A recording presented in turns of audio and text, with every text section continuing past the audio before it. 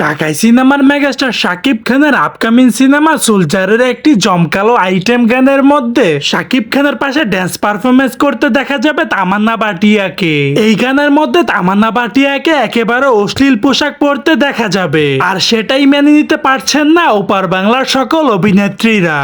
Social মিডিয়াতে তো সবাই অনেকে অনেক কথা বলে,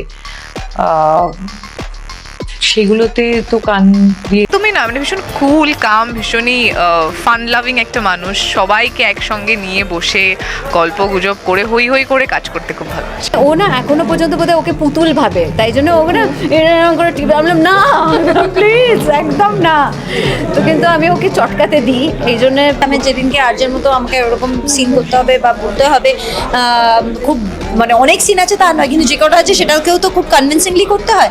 সো কিভাবে করবো, but May, June, July, April, আর কি ছেলেদের কি, ছেলেরা জামা খুলে ওটাকে শোকাতে।